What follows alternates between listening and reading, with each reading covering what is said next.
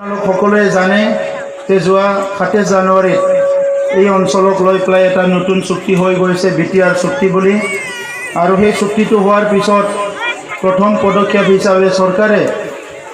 এই যে বিটিএডি নামাকৰণ এইটো সলনি কৰি বিটিআৰ কৰি দিলে। বিটিএডিটো বড়োলেণ্ড টেৰিটৰিয়েল এৰিয়া ডিষ্ট্ৰিক্ট আছিলে আৰু এতিয়া এইটো বড়োলেণ্ড টেৰিটৰিয়েল ৰিজন বুলি আমি চবে এইটো গম পালোঁ। ইয়াৰ লগতে এই চুক্তিৰে এটা দফা আছিল য'ত নেকি এটা কমিশ্যন গঠন কৰা কথা আছিলে আৰু সেই আয়োগটো ইতিমধ্যে গঠন কৰি দিলে, যাৰ দ্বাৰা আমাৰ সীমামূৰীয়া অঞ্চলবিলাকত এই বিটিআৰৰ সীমা অঞ্চলত যিবিলাক গাঁও কৰ্তন কৰা গাঁৱত সোমোৱা বিভিন্ন সমস্যা আছিলে, যাক লৈ বিভিন্নজনে ৰাজনীতি কৰি আছিলে, ৰাইজৰ টকা পইচা উঠাই খাই আছিলে, এইটো স্থায়ী সমাধান কৰাৰ কাৰণে এই দফাটো ইয়াত সন্নিৱিষ্ট কৰা হৈছে। আৰু এই আয়োগে কাম কৰি পেলাই আমাৰ অঞ্চলত বৰ্ডাৰ এৰিয়াত কোনটো গাঁও সোমাব লাগে, কোনটো গাঁও কাটিব লাগে, ওলাব লাগে, এইখিনি ৰাইজৰ লগত আলোচনা কৰি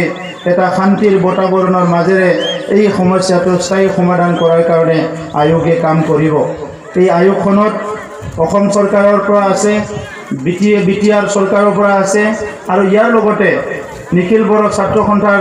ইয়াত মেম্বাৰ আছে আৰু আমাৰ বিভিন্ন জাতি জনগোষ্ঠীক সামৰি পেলাই এজন অসমীয়া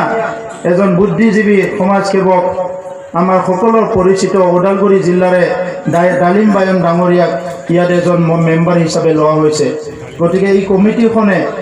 ইয়াত বসবাস কৰা বিভিন্ন জাতি জনগোষ্ঠীৰ সকলোকে সামৰি পেলাই এই কমিটিটো গঠন কৰা হৈছে। কিন্তু আমি কিছুমানে কৈছে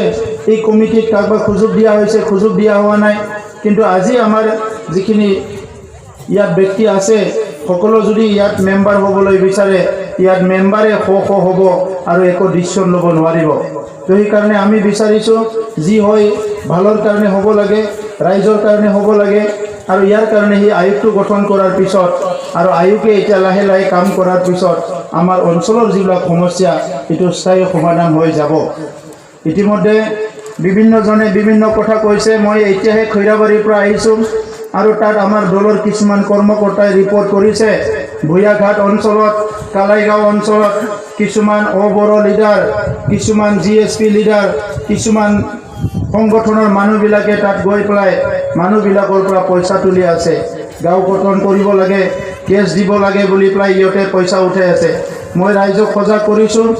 এই গাঁও কৰ্তন কৰা গাঁও সোমোৱাৰ কাৰণে কোনো আঠানাও পইচা দিব নালাগে। এইটোৰ কাৰণে কোনো হাইকোৰ্ট সুপ্ৰিম কোৰ্ট কৰিব নালাগে। এই আয়োগখনে এই কামটো কৰিব। যোৱা সময়তো বিভিন্ন ৰাইজৰ দুখীয়া মানুহৰ পইচা তুলি গাঁও কৰ্তন বুলি বহুত মানুহ মহাজন হৈ গ'ল, কিন্তু গাঁও কৰ্তন কৰিব নোৱাৰিলে। এইবিলাক সাংবিধানিক কথা, এইবিলাক আইনগত কথা, এই কথাবিলাক কোনোবা আৱেগিক কৰি পেলাই যদি পইচা তুলি খাব বিচাৰে এইটো অতিকৈ দুৰ্ভাগ্যজনক কথা। সেইকাৰণে ৰাইজে সজাগ হৈ ইয়াৰ কাৰণে মই আপোনালোকক আহ্বান কৰিছোঁ। এতিয়া যিটো বিটিআৰ হ'ল, ইয়াত UPPL দল হিচাপে আমি এই নিৰ্বাচনত অংশগ্ৰহণ কৰিছোঁ আৰু 40টা সমষ্টিতে আমাৰ কেণ্ডিডেট আছে। আৰু আমাৰ যিটো ৰাইজৰ আগত আমাৰ দৃষ্টিভংগীটো স্পষ্টভাৱে ৰাখিছোঁ কি আমি বিটিআৰ অঞ্চলৰ যিটো 35 লাখ জনসাধাৰণ আছে, বিভিন্ন জাতি জনগোষ্ঠী ধৰ্মৰ মানুহ আছে, এই সকলো নিৰাপত্তাৰ কাৰণে, শান্তিৰ কাৰণে, উন্নয়নৰ কাৰণে, সকলোৰে যিবিলাক সমস্যা আছে এইবিলাক স্থায়ী সমাধান কৰাৰ কাৰণে UPPL দলে আত্মপ্ৰকাশ কৰিছে আৰু ৰাজনৈতিকভাৱে কাম কৰা আৰম্ভ কৰিছে। এই অঞ্চলক লৈ পেলাই বিভিন্নজনে বিভিন্ন ৰাজনীতি কৰি আহিছে। স্বাধীনতাৰ ৭৪ বছৰ পিছতো আমাৰ এই অঞ্চলটো পিছ পৰি আছে। ইয়াত ভাল এখন কলেজ নাই,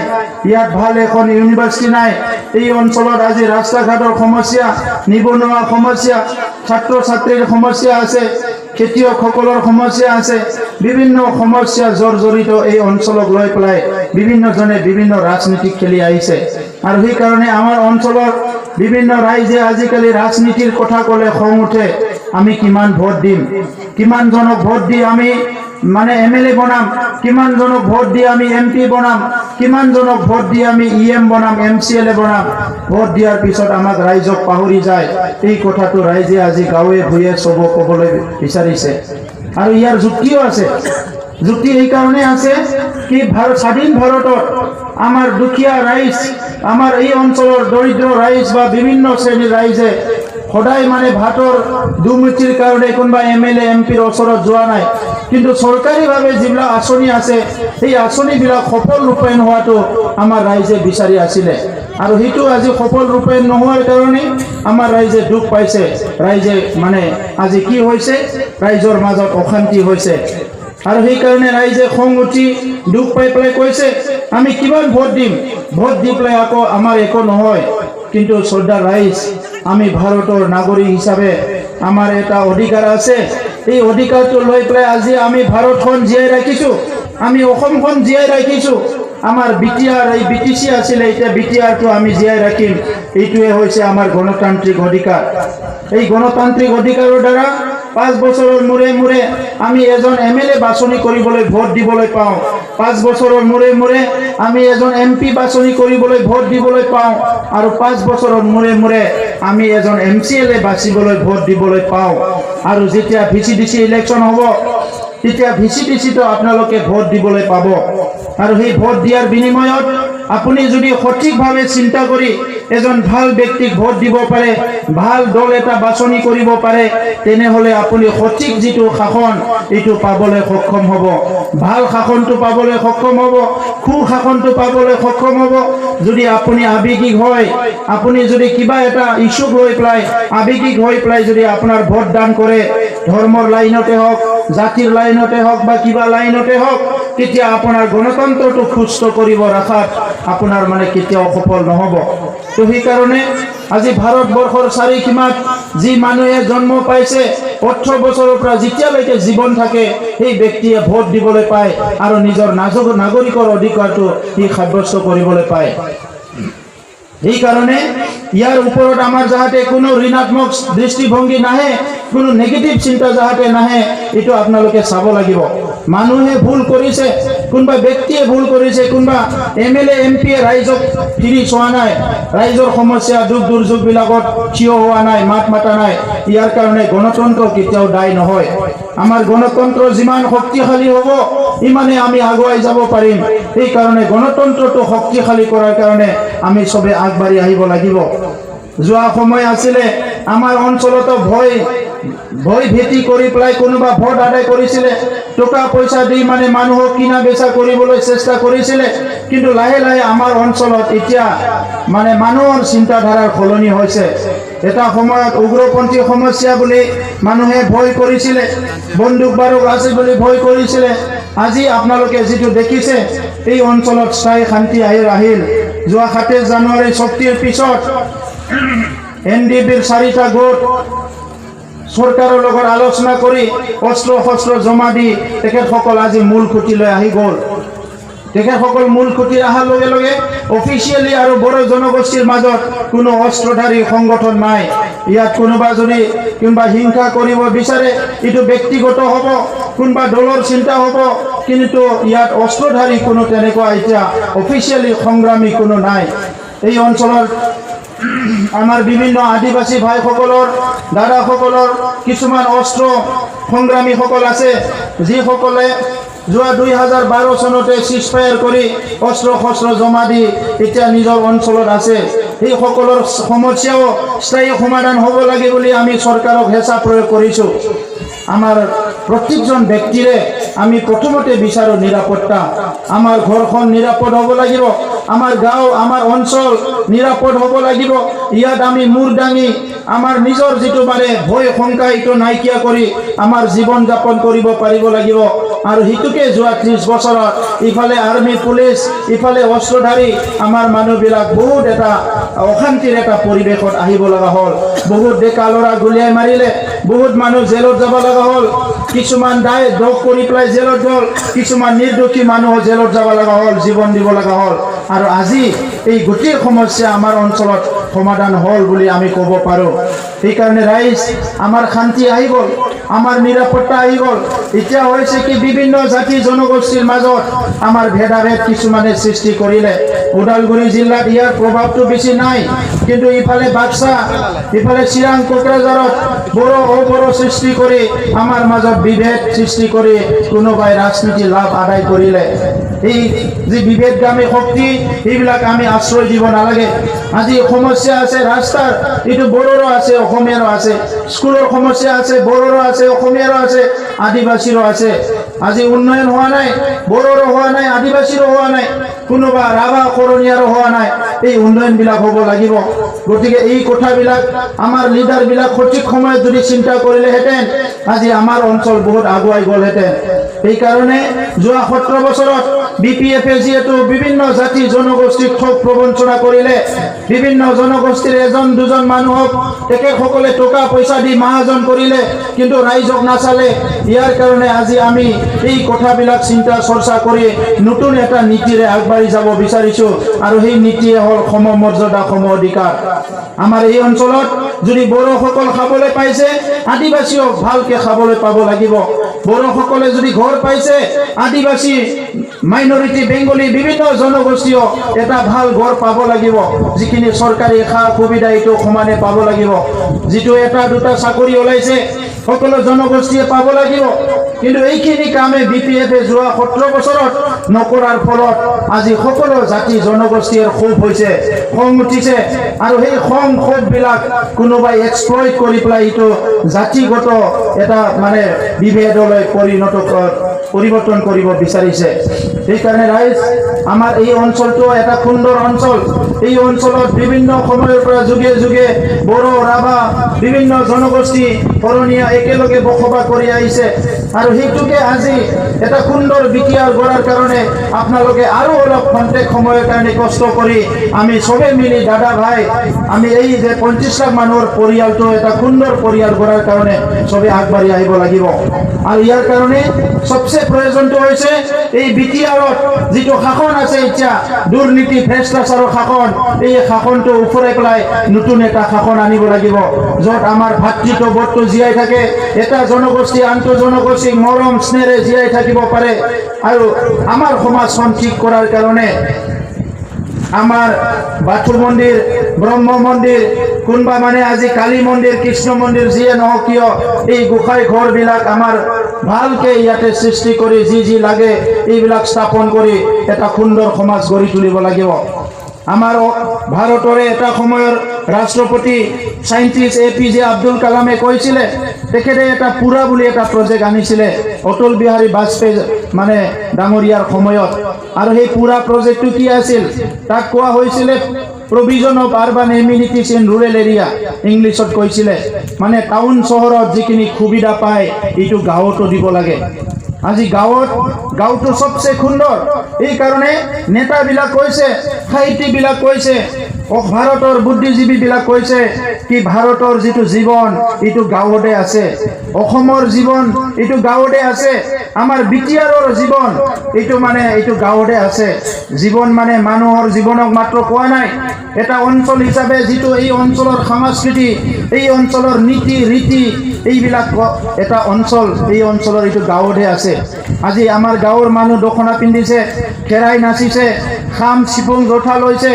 গাঁৱত কোনবা অসমীয়া মানুহ আজি বিহু নাচিছে সব গাঁৱত গোসাঁই ঘৰ আছে সব সংস্কৃতি গাঁৱত আছে বঙালী মানুহৰ কালচাৰ জীয়াই আছে সকলোৰো আজি গোৰ্খাৰ কালচাৰ জীয়াই আছে সব গাঁৱত সুন্দৰকৈ জীয়াই আছে আৰু সেই গাঁওখনকে যদি আমি নেগলেক্ট কৰোঁ বোকা পানী আজি বৰষুণৰ বতৰত গাঁৱলৈ যাব নোৱাৰে বহুত অঞ্চল আছে যাত বেমাৰ হৈছে হস্পিটালত নিবলৈ ৰাস্তা নাই আৰু এই কামটো যে চৰকাৰে নকৰিলে ইয়াতকৈ দুৰ্ভাগ্যজনক কথা আৰু একো নাই সেইকাৰণে গাঁৱৰ ৰাস্তা ঘাট ঠিক হ'ব লাগিব ইলেক্ট্ৰিচিটি সবে পাব লাগিব গাঁৱৰ মাৰ্কেটটো ঠিক হ'ব লাগিব স্কুল কলেজ ইউনিভাৰ্চিটি ঠিক হ'ব লাগিব গাঁৱৰ মানুহৰ কাৰণে হস্পিটাল ঠিক হ'ব লাগিব যিখিনি সুবিধা টাউনত পায় এইটো গাঁৱতো হ'ব লাগিব আৰু আমাৰ UPPL চৰকাৰ অহাৰ লগে লগে এই আব্দুল কালামৰ যিটো প্ৰজেক্ট আছে সেইটো লৈ পেলাই আমি কাম কৰা আৰম্ভ কৰিম যাতে প্ৰত্যেক গাঁও আমাৰ আদৰ্শ গাঁও হ'ব পাৰে প্ৰত্যেকজন ব্যক্তিয়ে গাঁৱত সংস্থাপন পাব পাৰে আজি সবৰো প্ৰশ্ন কি সংস্থাপনটো কি হ'ব হাজাৰ হাজাৰ লাখ লাখ নিবনুৱা যুৱতী আমাৰ সমাজত ওলাই আহিছে শিক্ষা গ্ৰহণ কৰিছে মাক দেউতাকে টকা পইচা খৰচ কৰি গৰু বিক্ৰী কৰি মাটি বন্ধক থৈ বহুতে আজি ল'ৰা ছোৱালী পঢ়াইছে MA BA পাছ কৰাৰ পিছত চাকৰি নাই ইয়াৰ কাৰণে আমি ব্যৱস্থাটো কৰিব লাগিব ইয়াৰ কাৰণে বহুত সুবিধা আছে অকল চৰকাৰী চাকৰি যে সুবিধা এইটো নহয় চৰকাৰী চাকৰিক বাদ দিও বহুত সুবিধা আছে আৰু এই সুবিধাটোৱে অসম চৰকাৰ ভাৰত চৰকাৰ আৰু BTC চৰকাৰে কৰি দিব লাগিছিলে যোৱা 17 বছৰত যদি মানে 1000 জন খেতিয়কক সহায় কৰিলেহেঁতেন এতিয়া 17 বছৰত আমাৰ 17000 আদৰ্শ খেতিয়ক ওলাই আহিলেহেঁতেন বছৰত যদি 1000 সেলফ হেল্প গ্ৰুপক সহায় কৰিলেহেঁতেন এতিয়া আমাৰ অঞ্চলৰ 17000 সেলফ হেল্প গ্ৰুপ আজি শক্তিশালী সবল হৈ গ'লহেঁতেন এই কামবিলাক BPF নকৰিলে সেলফ হেল্প গ্ৰুপৰ নামত অহা পইচা খাই দিলে BPF বৃদ্ধ পেঞ্চনৰ পইচা খাই দিলে বিধৱাসকলৰ পইচা হাতটো খাই দিলে জব কাৰ্ডৰ পইচা খাই দিলে PMOৰ নামত অহা পইচা খাই দিলে যিমানখিনি আঁচনি ৰাইজৰ নামত আহিছে এই টকা পইচাবিলাক খাই পেলাই এতিয়া BTCটো এটলা পুৰা কি কৰিলে এটা দুৰ্নীতি ভ্ৰষ্টাচাৰৰ এটা শাসন গঢ়ি তুলিলে আৰু এতিয়া আমাৰ এটা দায়িত্ব আহি পৰিছে যদি সঁচা অৰ্থত ৰাইজৰ উন্নয়ন হ'ব লাগে ইয়াৰ দুৰ্নীতিটো জিৰ' কৰিব লাগিব আৰু দুৰ্নীতিটো যদি জিৰ' কৰিব লাগে আমাৰ প্ৰথম কাম যিসকলে দুৰ্নীতি কৰিছে এইটো BDO হওক এইটো PD হওক এইটো মানে EM হওক GM হওক VCDC চেয়াৰমেন TLCC চেয়াৰমেন হওক প্ৰত্যেকজনকে এৰেষ্ট কৰিব লাগিব শাস্তি দিব লাগিব জেলত ভৰাব লাগিব তেতিয়াহে দুৰ্নীতি কৰিবলৈ ভয় কৰিব এনে মুখৰ কথা দি ভয় নকৰিব আজি অপশক্তিবিলাকে সদায় মানে ভাল শক্তিক ডমিনেট কৰিব বিচাৰে খালি ভাল মানুহ এজন ইয়াৰ পৰা MCLA হ'ব দাওবাইচা বড় ডাঙৰীয়া তেখেতে খালি চৰকাৰৰ এটা ভাল বাপ পাব আৰু সেই অফিচাৰবিলাক দালালিবিলাক ঘেৰি ধৰিব আৰু তেখেতক সদায় আক্ৰমণ কৰিব এইটো কৰক গতিকে আজি যদি তেখেতসকলে জেলত যায় অহাকালি আৰু এই কথাটো ক'বলৈ সাহস নকৰিব তো সেইকাৰণে ৰাইজ আমি ঠিক কৰিছোঁ এটলিষ্ট আমি বহুত ডাঙৰ কাম কৰিব নোৱাৰিলেও এই 5 বছৰত দুখীয়া গৰীব দৰিদ্ৰ মানুহৰ কামখিনি যদি কৰি দিব পৰা যায় আমাৰ অঞ্চলটো উন্নয়ন হ'ব এই চুক্তিৰ দ্বাৰা ওদালগুৰি জিলাত আমি মানে দুখনকৈ ইউনিভাৰ্চিটি পাবলৈ সক্ষম হৈছোঁ NIT পাবলৈ সক্ষম হৈছোঁ ইয়াত চাই চেণ্টাৰ হ'ব বিভিন্ন অনুষ্ঠান প্ৰতিষ্ঠান আহিব ওদালগুৰি জিলা আৰু সেই অনুষ্ঠান প্ৰতিষ্ঠানখিনি সংস্থাপন হৈ গ'লে ওদালগুৰি জিলাৰ ৰূপ সলনি হৈ যাব ইয়াত ইউনিভাৰ্চিটি পঢ়িবলৈ বাহিৰৰ মানুহ আহিব NIT পঢ়িবলৈ বাহিৰৰ মানুহ আহিব ইয়াৰ চাই চেণ্টাৰত বাহিৰৰ বহুত মানুহ আহিব ইয়াৰ দ্বাৰা আমাৰ অৰ্থনীতিটো বাঢ়িব এতিয়া এই কাৰণে এই সংস্থাপনটো কৰাৰ কাৰণে BPF যিহেতু কৈছে আমি BTR চুক্তি ৰূপায়ণ হ'বলৈ নিদিওঁ BPFক চৰকাৰত আনাৰ মানে আমাৰ বিপদ এই BPFটো আৰু বিদায় দিব লাগিব এনেও BPF নাহে আৰু গোটেই BTCত 40টা সমষ্টিত এতিয়া আমাৰ প্ৰায় 14 লাখ মেম্বাৰ হৈ গ'ল এই 14 লাখ মেম্বাৰ প্ৰত্যেকটা সমষ্টি খৈৰাবাৰী সমষ্টিটো মানে তেখেতসকলে কৈ আছিলে BPFৰ এটা দুৰ্গ হয় আমি জিকি যাম এতিয়া কিন্তু খৈৰাবাৰী সমষ্টি আমাৰ জিকাৰ কাৰণে পুৰা চিউৰ হৈ গ'ল খৈৰাবাৰীত আমাক ৰাখিব নোৱাৰে খালেংদুৱাৰ সমষ্টিত কৈছিলে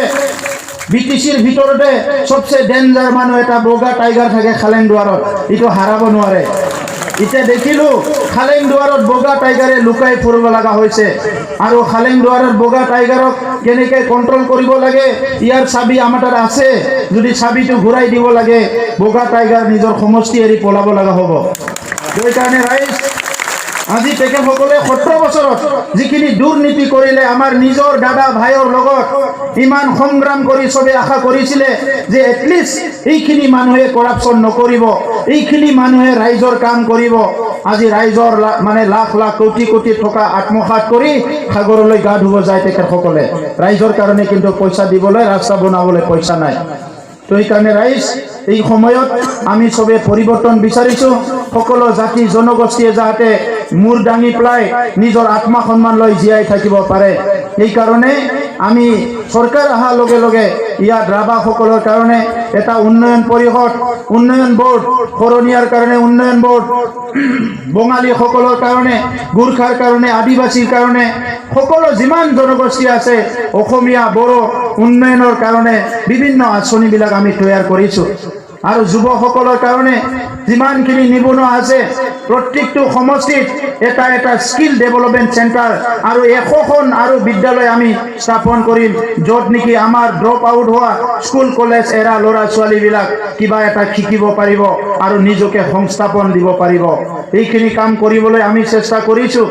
আৰু ইয়াৰ লগতে যিখিনি ল'ৰা ছোৱালী আজি স্কুল কলেজত পঢ়ি আছে ক্লাছ 8ৰ পৰাই কাউন্সিলিং কৰিব লাগিব। আজি টাউন চহৰত থকা আমাৰ গাঁও অঞ্চলতে যিসকলৰ মাক দেউতাক অলপ পঢ়া লিখা হয় তেখেতসকলৰ ল'ৰা ছোৱালী সৰুৰ পৰাই কয় মই ডক্টৰ হ'ম, ইঞ্জিনিয়াৰ হ'ম, কিন্তু আমাৰ গ্ৰাম্য অঞ্চলত এই কম্পিটিটিভ যিটো পৰিৱেশ এতিয়াও নাই। সেইকাৰণে আমাৰ পৰা ডক্টৰ ওলোৱা নাই, ইঞ্জিনিয়াৰ ওলোৱা নাই। কিছুমান জাগাৰ পৰা বহুত ওলাইছে। আজি বিহাৰ ইউপিৰ পৰা প্ৰত্যেকবাৰ UPSC পৰীক্ষা দিওঁতে বহুত IPS আহে, IAS আহে, ডাঙৰ ডাঙৰ অফিচাৰবিলাক বাহিৰৰ পৰা আহে। আমাৰ ইয়াত এতিয়াও এই যে প্ৰতিযোগিতা সেইটো আমাৰ তাত অহা নাই। এই প্ৰতিযোগিতা আহিব লাগিলে আমি কাউন্সিলিং কৰিব লাগিব, আমি দেশ বিদেশৰ খবৰবিলাক আমাৰ ল'ৰা ছোৱালীক দিব লাগিব। এটা কম্পিটিশ্যন আহি আছে দুনিয়াত, এই কম্পিটিশ্যনত আমি ছাৰ্ভাইভ হ'ব লাগিব। আমাৰ গাঁৱত এতিয়াও চেলেঞ্জিং নাই। ল'ৰা এটা ৰাতিপুৱা ওলাই গ'ল জিন্সটো পিন্ধি পেলাই, দুপৰীয়া এই ভাত খালে, কোনো নুসুধে ক'ত গৈছিলে ক'ত আহিছিলে, আকৌ ওলাই গ'ল, আকৌ গধূলি আহি ভাতটো খালে, তাক সোধা নাই ক'ত গ'ল ক'ত আহিল। আজি মাকে গালি পাৰিছে, মামেকৰ ঘৰত যায় 5 দিন খাই থাকিব, মামাকে কিবা এটা কৈছে খুৰাৰ ঘৰত যায় 5 দিন খাই থাকিব। খাৱাৰ কাৰণে একো চেলেঞ্জ নাই। এই কাৰণে আমি কি কৰিব লাগে এই কথাটো আমাৰ ল'ৰা ছোৱালী চিন্তাই কৰা নাই। সেইকাৰণে তেখেতসকলক কাউন্সিলিং কৰিব লাগিব। আমাৰ অঞ্চলৰ পৰা মানৱ সম্পদ গঢ়িব লাগিব। আমাৰ অঞ্চলত আজি ইণ্ডাষ্ট্ৰি নাই, ইয়াতে সংস্থাপন নাই, কিন্তু আমাৰ ল'ৰা ছোৱালী যদি কালি স্কিল ভাল মানে কিবা এটা শিকি ল'ব পাৰে, সি বাহিৰত যায়, ক'ৰবাত ডুবাইত যাই পেলাই, ক'ৰবাত আমেৰিকা, ইংলেণ্ড, অষ্ট্ৰেলিয়াত যাই কাম কৰি খাব পাৰিব। ইয়াৰ কাৰণে শিক্ষা নীতিটো সলনি কৰিব লাগিব। ইমান বছৰে ভেঞ্চাৰ স্কুল, ভেঞ্চাৰে মাষ্টৰ ৰিটায়াৰ হৈ গ'ল, কিন্তু 17 বছৰত BPF চৰকাৰে একো নকৰিলে। এতিয়া এই যে BTR চুক্তি হৈ গ'ল, এই চুক্তিৰ এটা দফা আছে, যিমানখিনি বড়ো মিডিয়াম, অসমীয়া মিডিয়াম স্কুল আছে সকলো স্কুল প্ৰভিন্সিয়েলাইজ হ'ব লাগিব, এই দফা আছে। আৰু সেইকাৰণে আমি ঠিক কৰিছোঁ চৰকাৰেতো স্কুল কলেজ প্ৰভিন্সিয়েলাইজ কৰিব, আমাৰ তাত আৰু ভেঞ্চাৰ স্কুল নাথাকিব। কিন্তু যিসকলে ভেঞ্চাৰ স্কুলত কাম কৰি ৰিটায়াৰ্ড হৈ গ'ল তেখেতসকলৰ কাৰণে আমাৰ BTR চৰকাৰে কিবা নহয় কিবা এটা সন্মানজনকভাৱে আমি তেখেতসকলক দিবলৈ আমি এটা আঁচনি তৈয়াৰ কৰিছোঁ। কাৰণ তেখেতসকলে আমাক সেৱা কৰিলে। এই ভেঞ্চাৰ স্কুলবিলাকৰ ডাঙৰ এটা অৱদান আছে আমাৰ শিক্ষা উন্নয়নত, আমাৰ গ্ৰাম্য অঞ্চলত। সেইসকলক চাব লাগিব। আজি বিভিন্ন চাকৰি টেট পাছ কৰি অসমত 2বাৰ 3বাৰ চাকৰি দিলে, BTCত এবাৰে চাকৰিটো ঠিকমতে দিব নোৱাৰিলে। আজি BTC অঞ্চলতে যিমানখিনি সমস্যা, BTCতে সমস্যা, এইটো কিহৰ কাৰণে হৈছে? ঘুষ খাওয়ার কারণে। চাকরির ইন্টারভিউ ললে আপনি 2 মাহ কিয় রখিব লাগে? 2 মাহটো দাম দর করে, যোনে ইন্টারভিউত পাস হয় তারপরেও পয়সা লয়, যোনে ইন্টারভিউত ফেল হয় তারপরেও পয়সা লয়। পয়সা খাওয়ার কারণে ধান্দা করে আর লাস্টত যাই পেলাই চাকরিটি দিও বেলেগ এজনক, নিজৰ ঘৰৰ মানুহক। সেইকাৰণে আমি ঠিক কৰিছোঁ আমাৰ দিনত যিখিনি গভৰ্ণমেণ্ট চাকৰি ওলাব, যিদিনা ইণ্টাৰভিউ হ'ব সেইদিনাই ৰিজাল্ট ওলাব লাগিব। ইয়াত যাতে কোনো পইচাৰ দাম দৰ কৰিব নোৱাৰে। লাগিলে যিসকলে চাকৰি পাব ইকলতে হাঁহি যাব,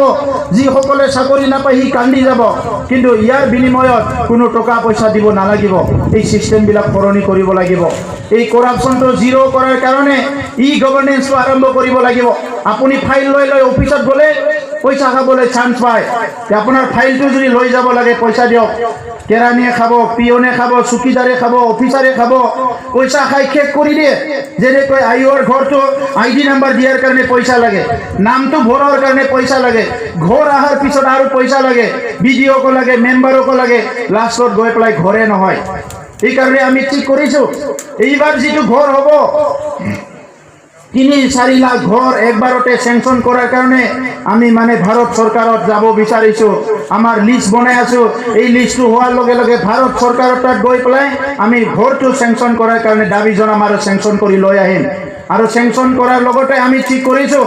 ঘৰটো যাতে 1,70,000 ঘৰ আৰু BTR চৰকাৰে তাত 30,000 মান দিব পাৰিলে 2 লাখ হ'ব। এই 2 লাখত ঘৰটো আমাৰ চৰকাৰী ইঞ্জিনিয়াৰ, চৰকাৰী মানে মিস্ত্ৰী দি পেলাই ঘৰবিলাক বনাই দিয়া হ'ব, যাতে মিডিলমেন কোনো খাব নোৱাৰে, চবে যাতে ভাল এখন ঘৰ পাবলৈ সক্ষম হয়। আমাক ঘৰ লাগে।